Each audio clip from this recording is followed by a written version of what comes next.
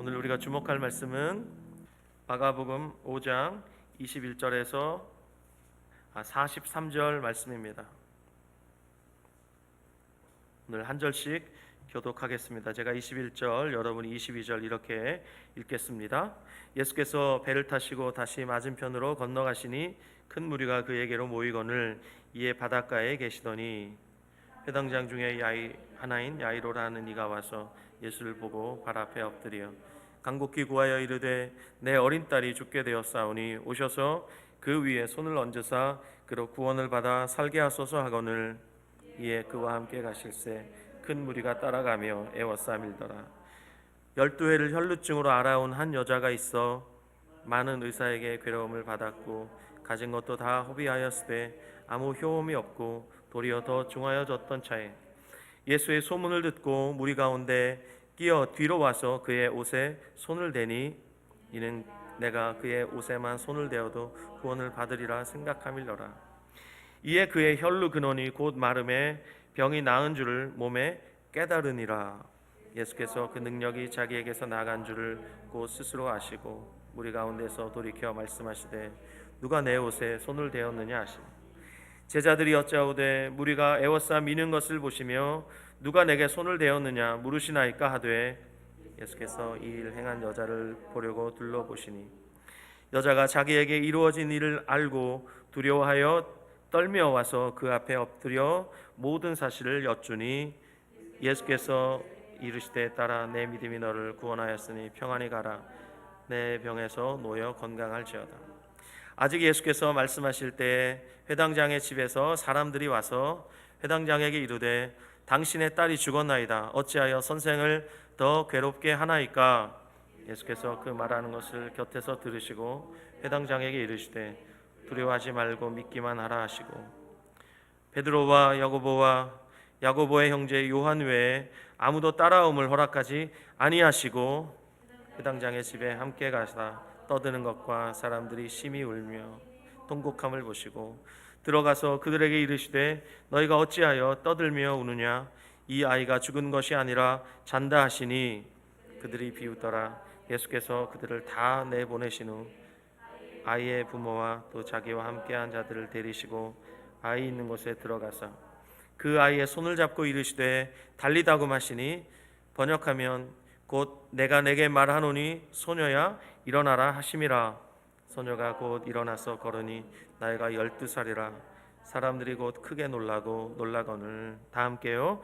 예수께서 이 일을 아무도 알지 못하게 하라고 그들을 많이 경계하시고 이에 소녀에게 먹을 것을 주라 하시니라.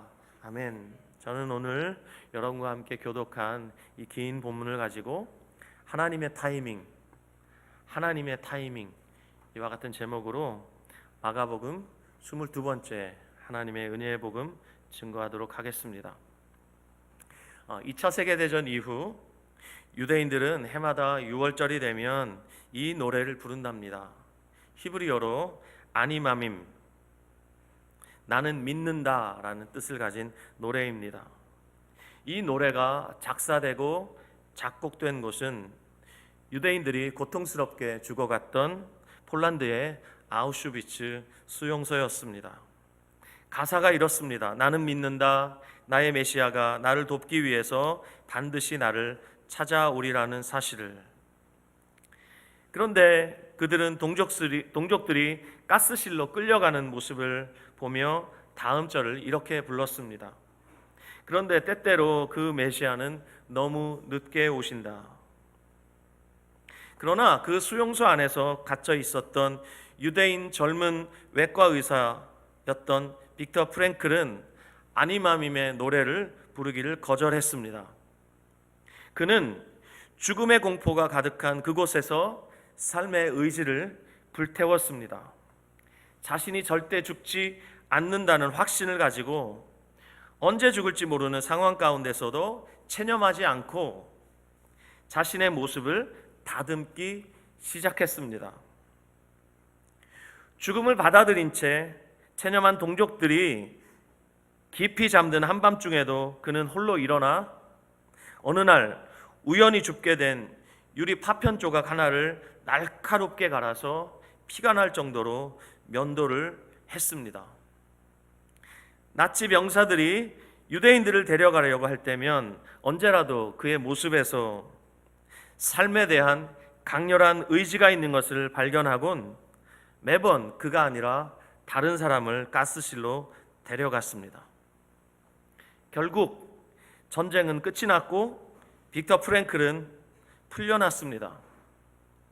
그는 자신을 향해 활짝 열려있는 수용소 문을 빠져나오면서 그동안 부르기를 거절했던 그 아니마밈의 노래의 가사를 이렇게 고쳐 불렀습니다. 나는 믿는다. 나의 메시아가 나를 돕기 위해 반드시 찾아오시리라는 사실을. 그런데 사람들은 너무 서두른다. 사람들은 너무 서둘러 믿음을 포기한다. 나는 믿는다. 나의 메시아가 나를 돕기 위해 반드시 찾아오리라는 사실을. 그런데 사람들은 너무 서두른다.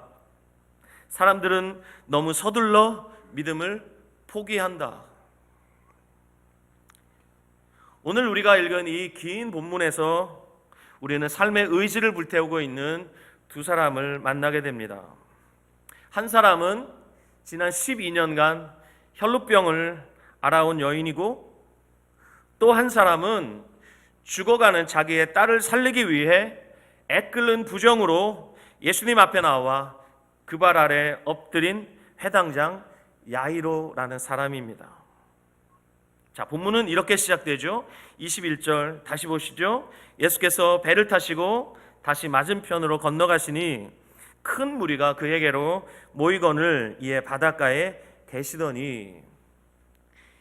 지난 주일에 우리가 살펴보았던 대로 예수님은 거라사 지방에서 군대 귀신 들렸던 사람을 온전하게 하셨습니다. 그리고 거기서 쫓겨나시죠. 쫓겨나신 예수님께서 다시 배를 타시고 갈릴리 바다를 건너서 출발지였던 가버나움으로 다시 돌아오셨습니다.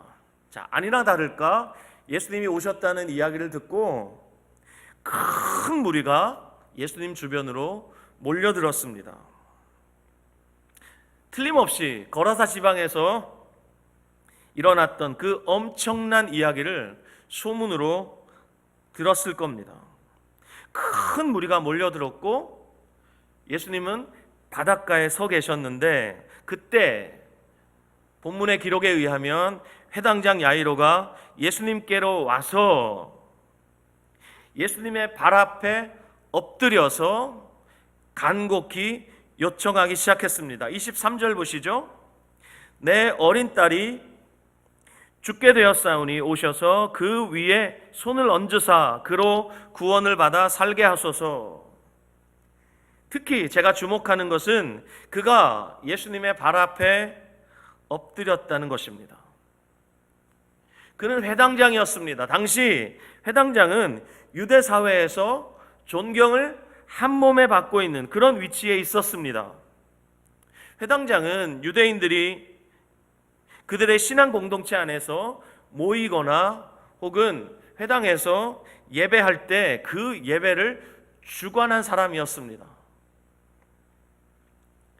그런 그가 사회적으로 종교적으로 아주 중요하고 존경받고 있었던 그가 나사렛 출신의 젊은 목수였던 예수님 앞에 지금 납작 엎드리고 있습니다.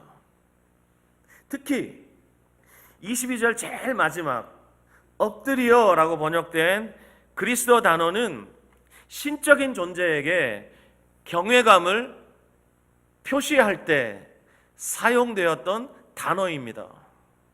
무슨 얘기예요? 지금 회당장 야이로가 유대 사회에서 존경을 한 몸에 받고 있었던 아주 중요한 위치에 있었던 그가, 유대 사회의 지도자였던 그가 젊은 목수 출신 나사렛 예수 앞에 엎드리고 있다는 것은 그가 예수 그리스도를 하나님으로 인정하고 있다는 거예요. 놀랍지 않습니까? 하나님으로 인정하는 그가 예수님 발 앞에 엎드려서 간곡히 간구하고 있습니다. 우리가 23절 이미 읽었습니다. 내 어린 딸이 죽게 되었사오니 오셔서 그 위에 손을 얹으사 그로 구원을 받아 살게 하소서. 23절에 간곡히 구하여 이렇게 번역되어 있죠. 이건 우리말 번역인데 사실 의미를 잘 살려서 번역하지를 못했어요. 무슨 얘기냐면 지금 간곡히 구한다라는 이 번역 안에는 사실 그가 계속해서 주님께 요청하고 있다는 이 의미가 사실은 번역하는 과정에서 사라져버렸어요. 그가 지금 예수님 앞에 엎드려서 계속해서 반복적으로 구하고 있습니다. 여러분, 왜 아니겠습니까? 지금 자신의 하나밖에 없는 딸이 죽어가고 있습니다. 딸바보인 아버지라면 그 누구라도 이렇게 할 것입니다. 체면이 중요했겠습니까? 유대인의 종교 지도자요, 유대 사회의 높은 위치에 있었던 그의 사회적 신분이 대수였겠습니까? 결코 그럴 수 없었을 겁니다. 어린 딸이 죽게 생겼는데 그에게 무엇이 소중하겠습니까? 어린 딸 살리는 것보다 더 중요한 게 어디 있겠습니까? 그래서 그가 예수님께 납작 엎드려서 요청하고 있는데 한 번이 아니라 계속해서 간곡하게 요청하고 있습니다. 특별히 손을 얹어 주십시오. 손을 얹으사 그로 구원을 받아 살게 하소서, 이렇게 번역했는데 이 번역도 좀 부족합니다. 손을 얹으사라고 번역된 이 표현은 손을 단 한 번만이라도 얹어 주신다면 이런 뜻입니다. 그는 지금 채통을 다 버리고 사회적 지위와 신분 따위는 아랑곳하지 않은 채 예수님의 발 앞에 엎드려서 계속해서 예수님의 그 호의를, 그 예수님의 치료를 간구하고 있는데 그가 뭐라고 그래요? 그의 입으로 단 한 번만 손을 얹어 주신다면 어때요? 계속적으로 주님께 요청하고 있는 그의 모습과는 달리 예수님은 저와 함께 가셔서 한 번만 손을 얹으시면 내 딸이 나을 것입니다. 예수님이 하나님이심을 그가 이렇게 고백하고 있는 것입니다. 놀라운 믿음입니다. 한 번만 손을 얹으시면 내 딸이 나을 것입니다. 이 놀라운 믿음을 고백하자 이제 예수님께서 그와 함께 가십니다. 자, 예수님이 함께 가시는데 제자들 함께 가겠죠? 그리고 큰 무리가 예수님과 제자들 따라가며 에워싸 밀기 시작합니다. 요즘 정치 시즌입니다. 이 대통령 선거를 앞두고 있는데 유력한 후보들이 어딜 가든지 이런 현상들이 벌어지지 않습니까? 후보가 가는 곳마다 보좌진들과 또 참모들이 이 후보를 에워싸고 군중들 틈에서 환호를 받으면서 때로는 야유를 받으면서 그렇게 그 군중들 가운데를 걸어가는 그 모습들을 우리가 요즘 자주 봅니다. 아니나 다를까 이번에도 큰 무리가 예수님과 제자들을 따라가며 에워싸 밀었습니다. 그런데 도중에 사건 하나가 발생합니다. 그로 인해서 시간이 지체되기 시작합니다. 자, 25절 보시죠. 12회를 혈루증으로 앓아온 한 여자가 있습니다. 그리고 이어지는 26절은 그 여자가 지난 12년 동안 겪었던 고통을 말해주고 있습니다. 26절 다시 보시죠. 많은 의사에게 많은 괴로움을 받았고 가진 것도 다 허비하였으되 아무 효험이 없고 도리어 더 중하여졌던 차에, 자, 이 고통을 저는 삼중고라고 말씀드리고 싶습니다. 육체적 고통입니다. 그리고 경제적 고통입니다. 사회적 고통입니다. 이 세 가지 고통이 한꺼번에 이 여자를 괴롭히고 있었습니다. 무려 12년 동안. 지난 12년 동안 수많은 의사가 이 여자를 치료해 보려고 노력을 했습니다. 하지만 그 어떤 의사도 고치지 못했습니다. 그렇다면 이 병은 지금 불치병입니다. 사람이 고칠 수 있는 수준이 아닌 것이죠. 그 와중에 12년 동안 이 의사 저 의사 전전하면서 가진 돈을 다 탕진해 버렸습니다. 그런데 돈을 다 썼는데 병세가 호전되었다면 얼마나 좋겠습니까? 반대로 병의 상태는 더 악화되었습니다. 그래서 육체적 고통은 점점 커졌습니다. 그리고 경제적 고통은 말로 다 할 수 없었을 겁니다. 그 고통 못지않게 고통스러웠던 게 바로 사회적 고립이었습니다. 혈루증, 혈루병. 구약성경 레위기 15장을 보면 혈루병을 앓고 있는 여자는 불결합니다. 그리고 부정합니다. 그래서 성전에 들어갈 수가 없어요. 성전에 여인의 뜰이라고 있는데 거기는 여자들이 하나님을 예배할 수 있는 곳이었어요. 근데 거기도 출입할 수가 없어요. 그리고 많은 사람들이 모이는 이 공중에는 절대로 얼씬도 할 수 없습니다. 사람들과 잘못해서 접촉했다가는 다른 사람들도 부정해지기 때문에 이 혈루병을 앓고 있는 여자는 절대로 사람들이 많은 공적인 장소에 갈 수 없었습니다. 그런데 본문 27절을 보면 이 여자가 예수님의 소문을 듣고 수많은 병자를 고치셨다. 그리고 중풍병자를 고치셨다. 특별히 거라사 지방에 그 군대 계신 들린 자를 온전케 하셨다는 소문을 듣고 예수님께로 옵니다. 자, 여기까지는 좋아요. 근데 절대로 해서는 안 될 짓을 하고 있었습니다. 27절 보시죠.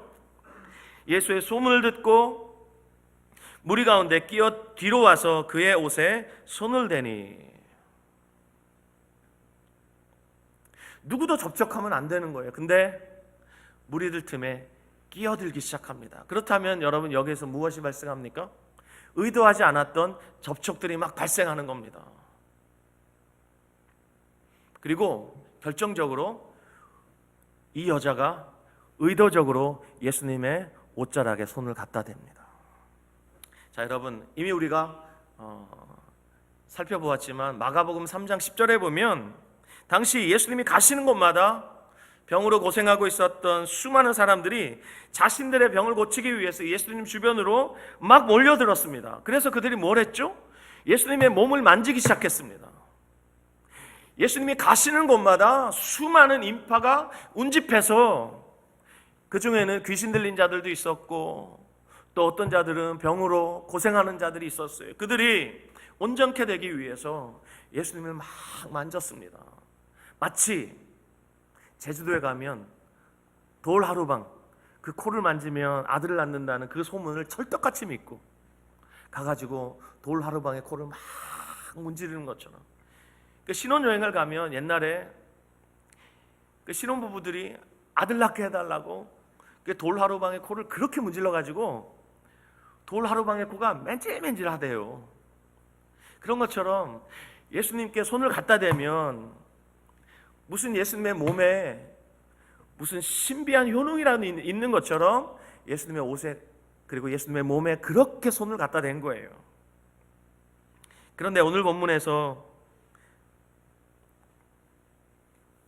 우리 능히 짐작할 수 있습니다. 예수님과 함께 야이로의 집으로 가고 있는 큰 무리 중에도 혈루증을 앓고 있었던 이 여자처럼 예수님의 옷자락이나 몸에 손을 갖다 댄 사람들이 많았을 겁니다. 그런데 이 여자가 예수님을 만진 것과 다른 사람들이 예수님을 만진 것은 차원이 달랐습니다. 아시겠지만 혈루병을 앓고 있었던 여자는 들통이 나면 돌에 맞아 죽을 수도 있는 위험한 상황입니다. 따라서 무리 가운데 끼어들어서 불특정 다수를 접촉하여 오염시키면서까지 예수님의 뒤로 가서 그 옷자락을 만진 것은 이건 목숨을 건 행동입니다. 그런데 이 행동을 가리켜 예수님이 뭐라고 말씀하세요? 34절 보세요. 딸아, 내 믿음이 너를 구원하였으니 평안히 가라. 내 병에서 놓여 건강할지어다. 이 여자의 무모한 행동, 잘못하면 들키면 돌에 맞아 죽을 수도 있는 이 행동을 가리켜 예수님이 뭐라고 말씀하셨습니까? 믿음이다 라고 칭찬해 주셨어요. 그리고 28절 말씀 봅시다. 28절 말씀 보면 이 여자의 행동이 믿음이었음을 우리가 알 수 있는데 28절 같이 읽어볼까요? 시작. 이는 내가 그의 옷에만 손을 대어도 구원을 받으리라 생각함일러라. 여자가 이렇게 생각했다는 거예요. 근데 이 생각하밀러라라고 번역된 이 번역도 참 아쉬운 번역이에요. 이렇게 그리스어로 기록된 이 신약 성경을 우리말로 번역하는 과정에서 그 의미를 살리지 못한 번역이 너무나 많아요. 지금 이 여자가 생각하밀러라, 이 말이 무슨 말이냐면, 이 여자가 어느 날 어디를 갔는데 거기 예수님이 오셨어요. 그래서 그 예수님을 보자마자 저분을 만져봐야 되겠다, 이게 아니라 예수님에 대한 소문을 듣고 여자의 마음속에 예수님의 몸에 손을 대면 내가 살 수 있을 거야, 내 병이 고침 받을 수 있을 거야 라는 믿음이 생기기 시작했어요. 그래서 예수님께 나오기 이전에 이미 여자는 반복적으로 계속적으로 혼잣말로 되뇌이면서 예수님께 왔다는 겁니다. 그것이 뭐예요?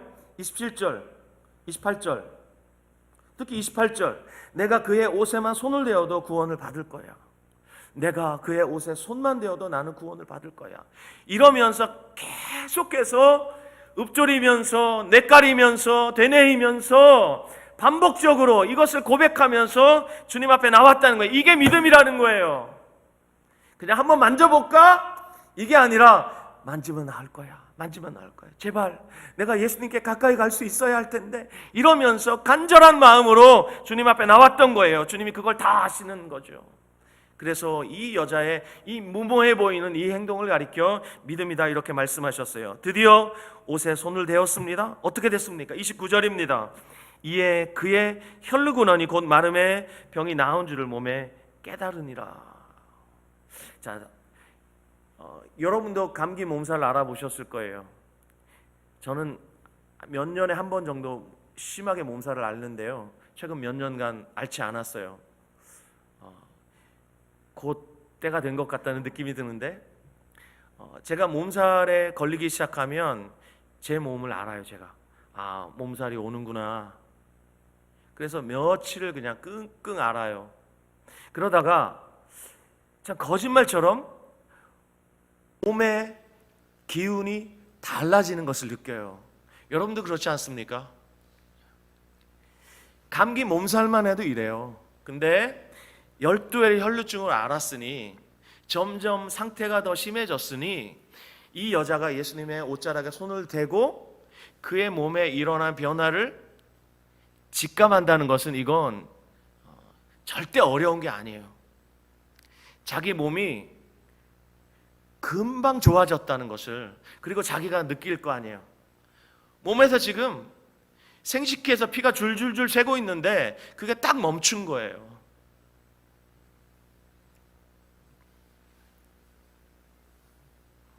그만큼 예수님의 옷자락에 손을 댔는데 치료가 즉각적이었습니다. 자, 여기까지는 아무 문제가 없어요. 그 여인이 자신의 병을 감추고 율법을 어기면서까지 믿음으로 예수님의 옷자락에 손을 대어서 혈루병이 나았다. 얼마나 기뻐할 일입니까? 그런데 문제는 30절부터 시작되죠. 30절 다시 보세요. 예수께서 그 능력이 자기에게서 나간 줄을 곧 스스로 아시고 무리 가운데서 돌이켜 말씀하시되 누가 내 옷에 손을 대었느냐 하시니. 자, 예수님을 한두 사람이 만졌겠습니까? 아니요, 수많은 사람이 만졌어요. 근데 만졌던 사람 중에 그 누구도 병을 고침받지 못했어요. 그런데 이 여자는 다른 사람들과 달리 믿음으로 나왔어요. 예수님 아니면 난 안 돼. 이런 믿음으로 와서 예수님의 옷자락에 손을 댔을 때 예수님의 몸에서 능력이 빠져나간 것을 예수님이 아셨어요. 그랬기에 예수님이 가시다 마시고 뒤로 돌아서서 말씀하신 거예요. 자, 여러분에게 한번 묻겠습니다. 지금 본문에 등장하는 두 환자가 있죠. 첫 번째, 혈루병 걸린 이 여자, 그리고 두 번째는 야이로의 딸입니다. 두 환자 중에 누가 더 위급합니까? 말해 무엇하겠습니까? 서두르지 않으면 죽을 자가 누굽니까? 야이로의 딸이에요. 그런데도 예수님은 가시던 걸음을 멈추시고 뒤로 돌아 말씀하십니다. 누가 내 옷에 손을 대었느냐? 그리고 이 병고침 받은 여자와 함께 시간을 보내고 계십니다. 그 여자와 지금 대화하고 계십니다. 여러분, 병을 고침받은 여자는 기쁨으로 자기 집으로 돌아가면 될 일이고, 예수님은 그냥 가시던 길을 계속 가면 그만인데 예수님께서 가시던 길을 멈추시고 뒤로 돌아 말씀하시기 시작했다는 것, 이것이 오늘 사건의 출발이에요. 만약에 예수님이 의사였다면 이건 분명히 의료 과실입니다. 만약에 여러분이 의사예요. 지금 응급실에서 일하고 있는 의사예요. 응급 환자 2명이 실려왔어요. 한 여자는 12년 동안 오랜 지병으로 그것이 최근에 악화돼서 왔고, 또 한 소녀가 왔는데 이 소녀를 보니까 금방 죽을 것 같아요. 그러면 여러분이 제대로 된 의사라면 어떤 환자부터 취급해야 돼요? 어떤 환자부터 고쳐줘야 돼요? 질문하는 제가 바보죠. 지금 급한 환자부터 고쳐줘야 되는 거예요. 근데 여러분, 이미 여러분과 제가 함께 이 본문을 교독했기 때문에 상황이 어떻게 전개된다는 것을 우리는 잘 알고 있습니다. 예수님께서 가시던 길을 멈추시고 뒤로 돌아서 그 여인을 찾으시고 그 여인과 대화하시면서 시간을 지체하시는 바람에 결국 야이로의 딸이 죽습니다. 예수님께서 골든타임을 허비하신 거예요. 결국 야이로의 딸이 죽어버렸습니다. 제가 군에서 의무병으로 근무했는데요, 강원도의 한 외진 곳에서 원통하게 근무하고 있을 때 그때 사건이 생각이 났습니다. 그 병원에서 근무하고 있을 때 어느 날 일반인 몇 사람이 부대 근처에서 교통사고를 당했습니다. 제일 가까운 병원이 제가 근무하고 있었던 군대 병원이었고, 저희 병원의 군인관들은 그 전문의 과정을 다 마치신 아주 실력 있는 의사들이었습니다. 여러 명이 앰뷸런스에 실려서 왔는데 의무병인 제가 봐도 위중해 보이는 사람이 있었어요. 그래서 모든 군의관들과 간호장교들이 그리고 우리 의무병들이 위중해 보이는 그 사람을 치료하느라 너무너무 분주했어요. 그날은 완전히 그냥 병원 전체가 아수라장으로 변해버렸어요. 그렇게 위중한 환자들을 막 치료하고 있는데 단순한 타박상 정도만 입은 줄 알았던 환자가 침대 위에 이렇게 앉아있다가 갑자기 팍 하고 쓰러지더니 쇼크에 빠졌습니다. 불과 몇 분 만에 그 환자가 죽어버리고 말았습니다. 아무도 그 사람이 위중하다고 생각하지 않았던 탓에 그 환자를 치료할 수 있는 골든타임을 우리 모두가 놓쳐버리고 말았습니다. 그날의 슬픈 기억들이 생각이 났습니다. 여러분, 본문 35절을 보십시오. 35절, 아직 예수께서 말씀하실 때 회당장의 집에서 사람들이 와서 회당장에게 이르되 당신의 딸이 죽었나이다. 어찌하여 선생을 더 괴롭게 하나이까? 이미 말씀드린 대로 예수님께서 여자와 대화하시느라 시간을 지체하신 틈에 회당장의 딸이 죽어버렸습니다. 그때 회당장의 집에서 온 사람들이 회당장에게 당신의 딸이 죽었습니다. 이제 저 젊은 선생을 괴롭게 하지 마십시오 라고 하는 말을 예수님이 들으셨습니다. 그때 예수님이 뭐라고 말씀하셨죠? 뭐라고 말씀하셨죠? 회당장 야이로에게 아주 단호하게 이렇게 말씀하십니다. 두려워하지 말고 믿기만 해라. 여러분, 오늘 이 본문이 어떻게 시작되죠? 해변가에 계신 예수님께 회당장 야이로가 자기 딸 고쳐달라고 와서 그 발 아래 엎드려서 예수님께 고백하고 간구했습니다. 그때 그 믿음, 대단한 믿음이었죠. 예수님을 하나님으로 알아보고 예수님을 하나님이라 고백한 것입니다. 그런데 그때보다 더 큰 믿음이 지금 요구되는 순간이에요. 그때는 딸이 아직 살아 있었습니다. 하지만 지금 그가 들은 소식이 무엇입니까? 딸이 죽었다는 겁니다. 그때 예수님께서 그래, 죽었으니까 이제 어쩔 수 없다. 집에 돌아가서 장례 잘 치러라, 이게 아니라 주님이 너무나 이상하게, 그러나 너무나 단호하게 말씀하시죠. 두려워하지 말고 믿기만 해라. 아까 그 믿음보다 더 큰 믿음을 요구하시는 예수님의 단호한 요구였습니다. 그리고 제자들 중에 베드로, 야고보, 요한 이 세 사람만 데리고 회당장의 집에 가셨습니다. 가보니까 그곳은 이미 장례식장으로 변해버렸습니다. 수많은 사람들이 울고 통곡하고 그리고 왁작지껄하게 떠들고 있었습니다. 그들을 보시며 예수님이 책망하시죠. 본문 39절 보면 들어가서 그들에게 이르시되 너희가 어찌하여 떠들며 우느냐? 이 아이가 죽은 것이 아니라 잔다. 그랬더니 40절 보십시오. 사람들이 비웃습니다. 그러나 예수님은 사람들의 반응에 아랑곳하지 않으십니다. 아주 초연하게 딸 아이의 부모를 데리시고 그리고 제자 세 사람만 데리시고 아이의 시신이 안치되는 곳으로 들어가셨고, 들어가시자마자 그 아이의 손을 잡고 이렇게 말씀하시죠. 달리타 쿰. 쿰이라는 말은 일어나라 라는 말이고, 달리타는 소녀를 가리키는 말이에요. 소녀야 일어나라 이렇게 말씀하시니까, 아람어로 달리타 쿰 하시니까 여자가 즉시로 살아납니다. 자, 그 광경을 본 사람들의 반응이 42절에 나오죠. 사람들이 곧 크게 놀라고 놀라거늘. 이것도 번역이 너무 부족해요. 이건 원래 이렇게 번역해요. 사람들이 정신이 나갈 만큼 놀랐습니다. 이렇게 번역해야 맞아요. 우리가 보통 놀랄 때 어때요? 이 정도가 아니라 이건 정말 기절초풍할 만큼. 이제까지 살면서 죽은 사람 살린 것 한 번도 보지 못했던 그들의 눈앞에서 죽었던 자가 살아서 나오잖아요. 자, 여러분, 저는 오늘 이 본문을 여러분과 함께 이렇게 살펴보면서 예수님께서 여자와 대화하시느라고 시간을 지체했기 때문에 그 골든타임을 놓치시고 딸이 죽었다는 소식을 들었을 때 그 아버지였던 회당장 야이로의 마음이 어땠을까 생각해 봤어요. 저 같으면 틀림없이 시간을 지체하신 예수님을 원망했을 겁니다. 예수님, 왜 여기서 이러고 계셨어요? 빨리 가셨어야죠. 제가 그렇게 간곡히 부탁했잖아요.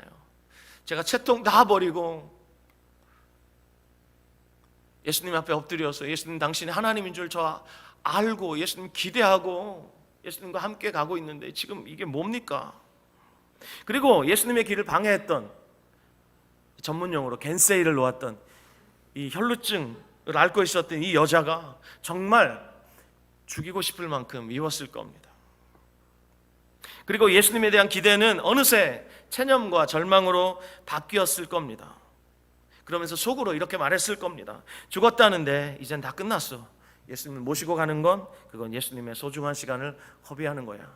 우리 딸은 죽었으니까 우리 딸 말고 다른 사람이라도 고치실 수 있도록 예수님을 그냥 다른 데로 가실 수 있도록 해드려야 해. 이런 생각들을 막 했을 겁니다. 근데 절망하고 있던 그를 바라보시면서 예수님이 단호하게 말씀하십니다. 두려워하기만 하고 두려워하지 말고 믿기만 해라. 여러분, 야이로가 제일 두려워했던 게 뭐예요? 딸이 죽는 것이었어요. 근데 그가 두려워했던 그 일이 실제로 일어나고 말았습니다. 그런데도 예수님이 일어난 사건, 그 딸이 죽었다는 것을 아랑곳하지 않으시고 두려워하지 말고 믿기만 하라고 말씀하셨습니다. 여러분, 이 사건과 거의 똑같은 사건이 요한복음 11장에 나와요. 죽은 나사로를 살리신 사건 말입니다. 요한복음 11장 6절 7절 말씀 보면 제가 읽어드릴게요. 나사로가 병들었다 함을 들으시고 그 계시던 곳에 이틀을 더 요하시고 그 후에 제자들에게 이르시되 유대로 다시 가자 하시니. 자, 사랑하는 제자 나사로가 병들었대요. 그때 예수님이 어떻게 하시죠? 이틀을 더 그 땅에 계세요. 그 땅은 베레아 땅인데 그 땅에 이틀을 더 머무세요. 사람들이 이상했을 겁니다. 특히 제자들이 이상하게 여겼을 게 틀림없습니다. 왜냐하면 평상시에 나사로를 너무너무 사랑하셨던 예수님이신데 지금 죽어간다는 소식을 들으시고 수많은 병자들을 아무런 값없이 고치신 예수님께서 수많은 사람을 죽었던 자리에서 살려내신 예수님께서 지금 가만히 계신단 말이에요. 요한복음 11장 14절 15절 제가 읽겠습니다. 이에 예수께서 밝히 이르시되 나사로가 죽었느니라. 자, 이틀 후에 말씀하신 거예요. 이틀을 더 유하신 후에 이틀 후에 이렇게 말씀하셨어요. 나사로가 죽었느니라. 내가 거기 있지 아니한 것을 너희를 위해 기뻐하노니 이는 너희로 믿게 하려 함이라. 그러나 그에게로 가자 하시니. 예수님께서 특별한 의도를 가지시고 이틀 동안 더 머무셨어요. 여러분, 우리는 사람이 죽으면 어떻게 해요? 시신을 냉동고에 안치하고 장례 절차를 치르죠. 3일장을 치른단 말입니다. 근데 이 유대인들은 사람이 죽으면 그날 갖다 묻습니다. 돌 무덤이나 그리고 땅을 파서 평토장을 하든지.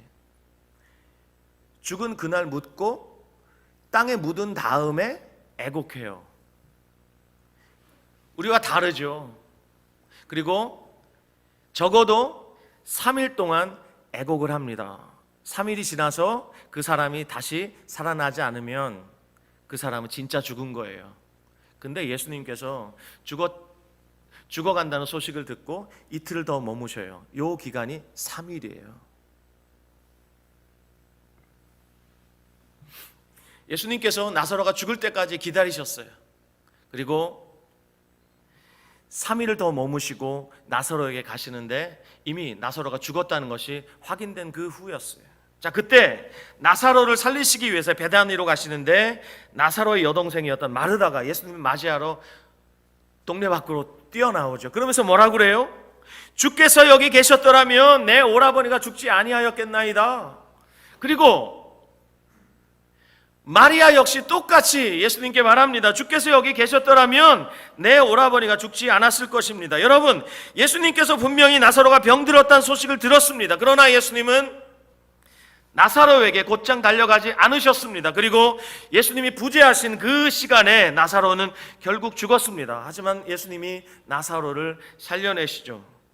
자, 이 회당장 야이로의 딸이 죽은 사건과 사랑하셨던 제자 나사로가 죽었던 사건, 이 사건에서 공통점을 우리는 발견할 수 있습니다. 그것은 예수님이 곧장 가지 않으시고 시간을 지체하셨다는 겁니다. 그리고 예수님이 제 시간에 도착하지 못하셨기 때문에 죽었다는 겁니다. 상황이 어떻습니까? 점점 더 악화되었습니다. 절망적으로 변했습니다. 그러나 두 사건에서 예수님은 조금도 당황하지 않으십니다. 결코 서두르지 않으십니다. 사람들의 기대와 예수님의 타이밍이 달라도 너무 다릅니다. 오늘 설교의 제목이 하나님의 타이밍이에요. 사람들은 지금 어쩔 줄 몰라 합니다. 한시가 급합니다. 촌음을 다투는데 예수님은 너무 느긋하십니다. 결코 서두르지 않으십니다. 사람들의 기대대로 움직이시지 않습니다. 자, 우리가 몇 주 전부터 마가복음 4장, 5장을 우리가 묵상하면서 이 말씀을 주목하고 있는데 마가복음 4장과 5장에 보면 4가지 비유가 나와요. 그리고 4가지 사건이 나와요. 오늘 우리가 주목하고 있는 이 2가지 사건이 바로 4가지 사건 중에서 마지막 2가지 사건이에요. 그런데 제가 여러분과 함께 나누고 싶은 것은 바로 이 4가지 사건이 발생한 이후에 그 결말이 똑같다는 겁니다. 여러분과 함께 이 반응들을 보고 싶습니다. 먼저 4장 35절부터 41절에 나오는 큰 광풍을 잠잠케 하신 사건, 제일 마지막에 어떻게 나옵니까? 4장 41절 함께 읽을까요? 시작. 그들이 심히 두려워하여 서로 말하되 그가 누구이기에 바람과 바다도 순종하는가 하였더라. 보십시오. 예수님이 큰 광풍을 잠잠케 하시니까 제자들이 뭐라고 그래요? 그가 누구이기에 바람과 바다도 순종하는가? 그러면서 그들이 예수님을 두려워했습니다. 그리고 지난주에 살펴보았던 거라사 지방에 군대 귀신 들렸던 자가 온전하게 된 그 사건 이후에 5장 15절 말씀 함께 보시겠습니까? 마가복음 5장 15절 같이 한번 읽겠습니다. 시작. 예수께 이르러 그 귀신 들렸던 자 곧 군대 귀신 집혔던 자가 옷을 입고 정신이 온전하여 앉은 것을 보고 두려워하더라. 여러분, 거라사 지방 사람들이 예수님을 두려워했습니다. 자, 오늘 본문에서 혈루병을 앓고 있었던 이 여자가 자기의 몸이 온전해진 다음에 예수님께서 그 여자를 찾으실 때 5장 33절 보십시오. 5장 33절 같이 읽을까요? 시작. 여자가 자기에게 이루어진 일을 알고 두려워하여 떨며 와서 그 앞에 엎드려 모든 사실을 여쭈니. 여자가 지금 두려워 떨고 있습니다. 왜요?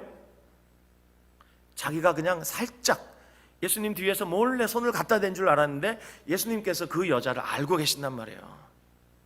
수많은 사람들이 예수님의 옷자락에 손을 댔는데 이 여자만을 예수님이 주목하시니까 이 여자가 지금 율법을 어기고 수많은 사람들을 오염시켰다는 것, 이것도 이 여자에겐 들키면 돌에 맞아 죽을 수 있는 그런 두려운 상황이에요. 근데 예수님께서 하나님이시니까 이 여자가 자기의 옷에 손을 댔다는 걸 아시고 이 여자를 찾으셨단 말이에요.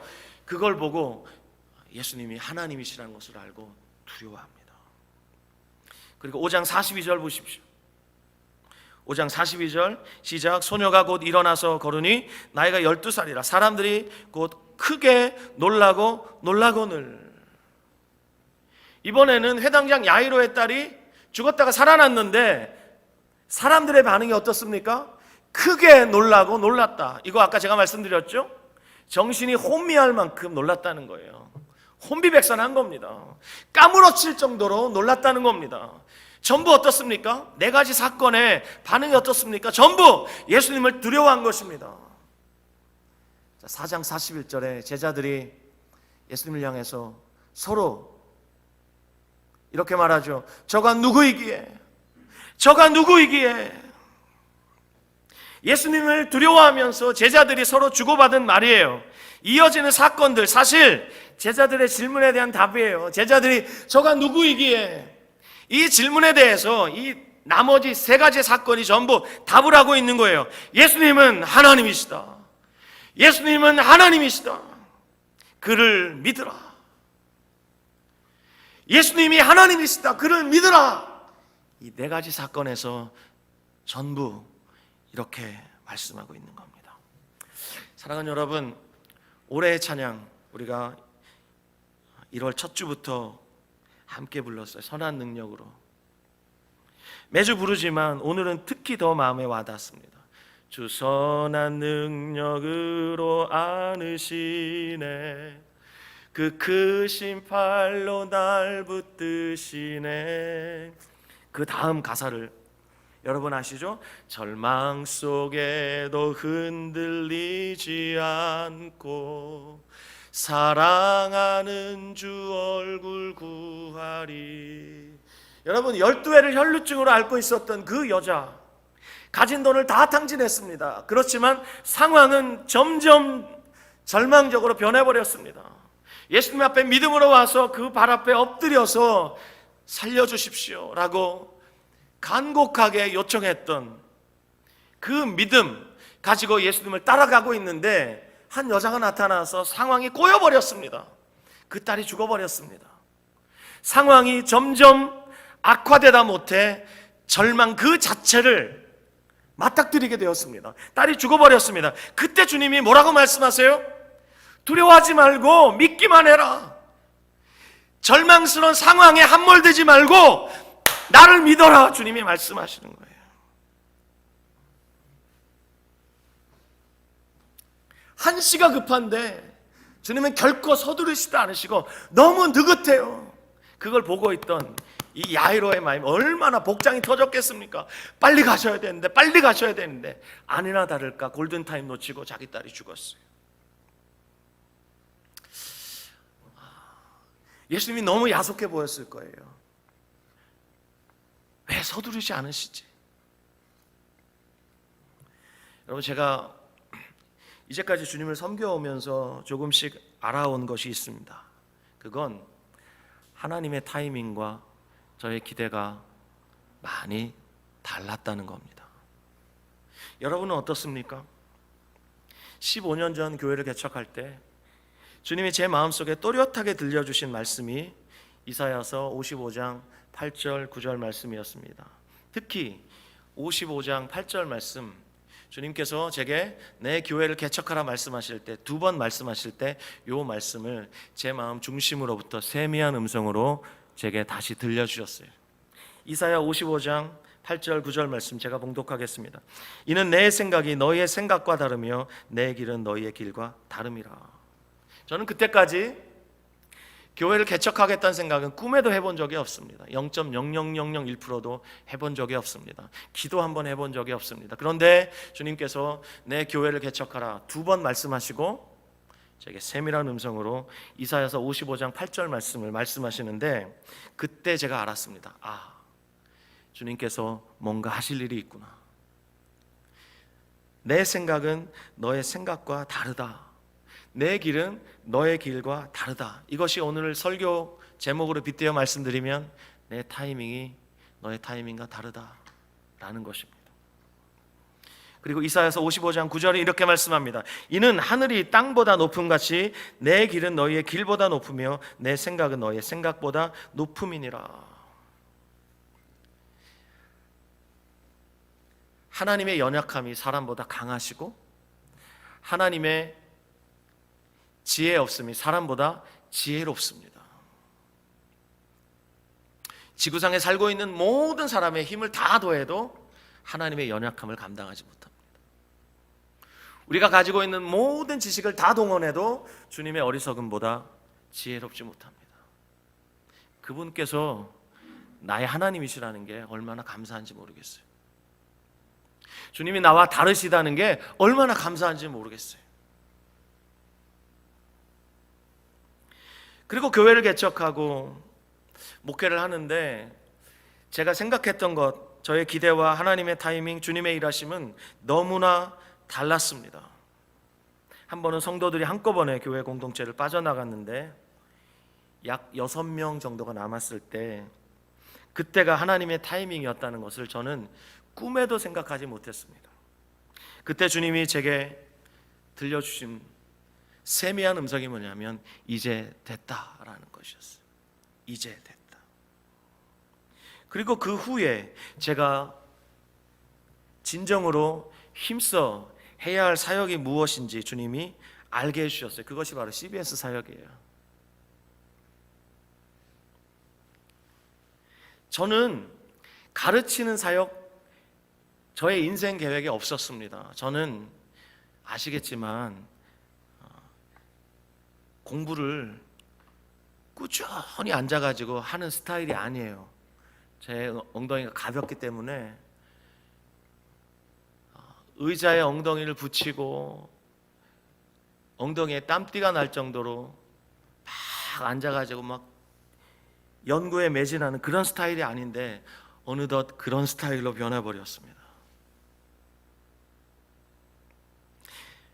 제가 잘하고 있다고 여러분에게 말씀드리는 거 아닙니다. 하나님의 타이밍이 제 인생에서 시작될 때 제가 주님의 그 허락하심을 따라 주님을 섬기기 시작했을 때 제 인생에서 주님이 맺어주신 열매들을 여러분에게 소개하는 겁니다.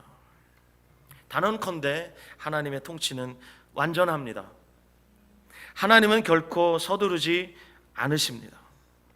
하나님의 타이밍은 단언컨대 언제나 정확합니다. 제가 성경 몇 구절만 여러분에게 읽어드리겠습니다. 출애굽기 12장 40절에서 41절. 이스라엘 백성이 출애굽할 때 한번 찾아볼까요?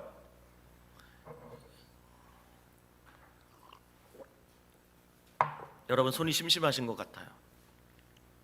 출애굽기 12장 40절에 41절 같이 읽겠습니다. 시작. 이스라엘 자손이 애굽에 거주한 지 430년이라 430년이 끝나는 그날에 여호와의 군대가 다 애굽 땅에서 나왔은즉. 아브라함에게 430년을 약속하셨는데 놀랍게도 430년이 끝나는 바로 그날에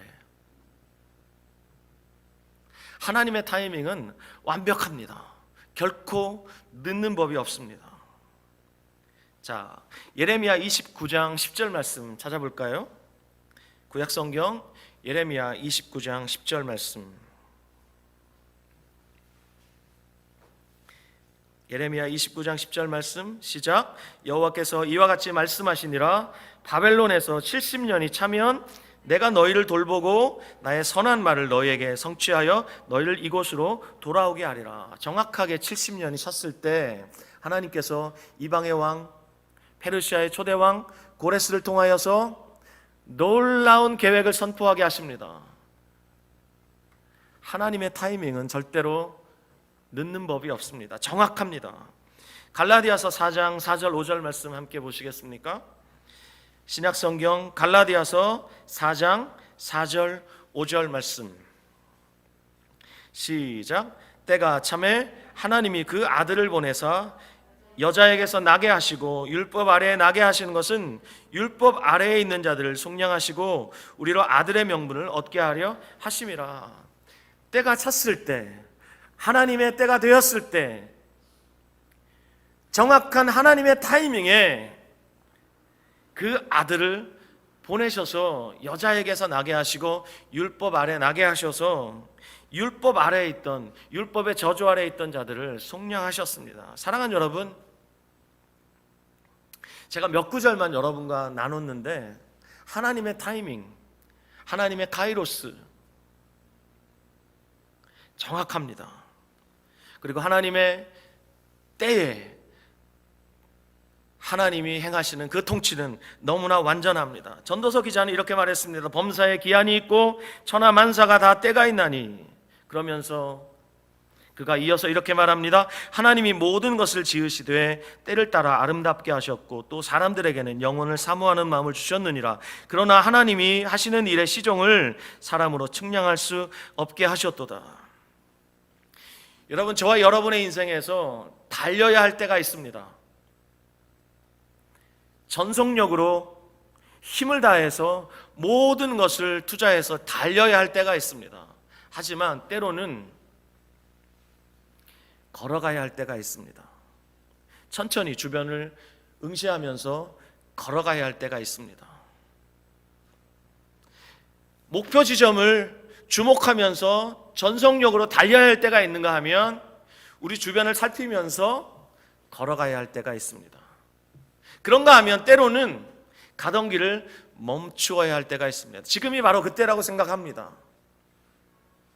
팬데믹으로 인하여서 모든 사람들의 일상이 무너진 이때, 함께 모여 예배드리지 못한 이때, 국가적으로 전 세계적으로 선진국 후진국 할 것 없이 경제가 추락하고 모든 사람의 일상이 다 파괴된 지난 2년간의 삶을 우리가 돌아볼 때 지금은 하나님이 멈추게 하시는 시간이에요. 멈추게 하실 때 우리는 어떻게 해야 합니까? 왜 멈추게 하셨을까? 지금 이때에 멈추게 하신 하나님의 뜻은 무엇일까? 나는 달리고 싶은데 하나님의 타이밍은 멈추라는 거예요.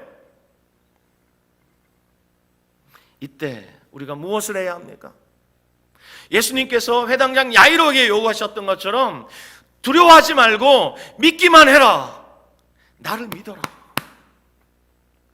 마가가 이 마가복음을 기록하면서 초대교회 성도들에게 예수님이 하나님이시라는 것을 힘주어 설명하기 위해서 이 네 가지 사건을 연달아 기록하면서 그 사건이 끝나는 부분마다 사람들이 예수님을 두려워했다 라는 반응을 동일하게 기록했어요. 그러면서 마가가 의도했던 것이 무엇입니까? 마가복음 4장 5장을 읽으면서 사람들로 하여금 예수가 하나님이시구나, 나사렛 예수가 하나님의 아들이시구나, 즉 하나님이시구나 라는 사실을 인정하고 그 그들의 입술로 고백할 수 있도록 하기 위해서 네 가지 사건을 기록했는데, 이 네 가지 사건이 끝날 때마다 사람들이 예수님을 두려워합니다. 하나님으로 알고 두려워합니다.